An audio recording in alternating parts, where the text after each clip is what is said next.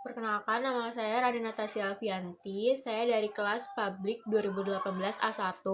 Di sini saya akan mempresentasikan materi mengenai peranan manajemen perubahan. Manajemen perubahan adalah salah satu upaya manajemen untuk melakukan perubahan berencana dengan menggunakan jasa atau bekerja sama dengan konsultan. Nah, perubahan ini sendiri tuh banyak manfaatnya, salah satunya untuk kelangsungan hidup suatu organisasi.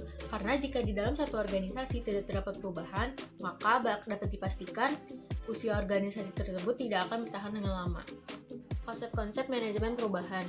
Yang pertama, ada perubahan yang sifatnya itu gradual, incremental, atau secara bertahap dan terfokuskan secara khusus. Nah, yang kedua, ada perubahan yang sifatnya itu revolusioner, mendadak, dan drastis. Contoh dari yang kedua ini adalah inovasi dan restrukturisasi.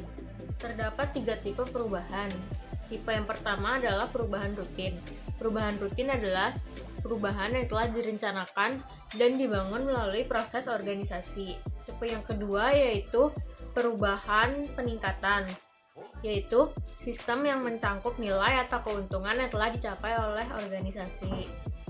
Yang ketiga yaitu perubahan inovatif. Perubahan inovatif ini perubahan yang mencangkup cara bagaimana suatu organisasi memberikan pelayanannya. Mengapa perubahan itu penting untuk dilakukan? Karena di zaman sekarang ini makin banyak orang yang ingin masuk ke bursa kerja dan semakin ketat juga persaingan untuk mendapatkan pekerjaan. Dan biasanya orang-orang yang terpilih itu adalah orang-orang yang dapat melakukan perubahan. Lalu kenapa orang-orang masih banyak yang takut dan ragu untuk melakukan suatu perubahan? Karena mereka itu tuh takut karena hasil yang belum dapat dipastikan dan resiko-resiko yang akan dihadapi. Dalam melakukan perubahan, kita akan menemui yang namanya kesulitan, kegagalan, dan banyak masalah yang akan dihadapi.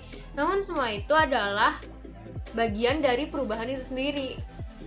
Cara melakukan perubahan yang tersimpel yaitu dengan membuka pikiran kita terhadap ide-ide baru di sekeliling kita. Ide-ide ini bisa kita pilih yang terbaik atau bisa digabungkan lagi menjadi suatu ide yang baru. Faktor pendorong perubahan. Yang pertama ada kebutuhan perubahan Hashi. Menurut Hashi sendiri terdapat 6 faktor yang menjadi pendorong bagi kekuatan akan perubahan, yaitu yang kedua ada kebutuhan perubahan Kreitner dan Kinnicky. Menurut Kreitner dan Kinnicky, perubahan itu dipengaruhi oleh 2 faktor, yaitu faktor eksternal dan faktor internal.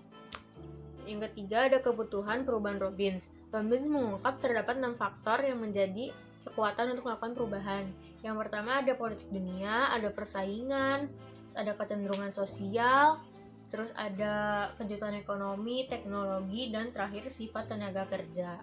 Dan yang keempat itu atau terakhir ada kekuatan perubahan Greenberg dan Baron.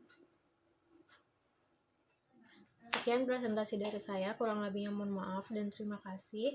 Wassalamualaikum warahmatullahi wabarakatuh.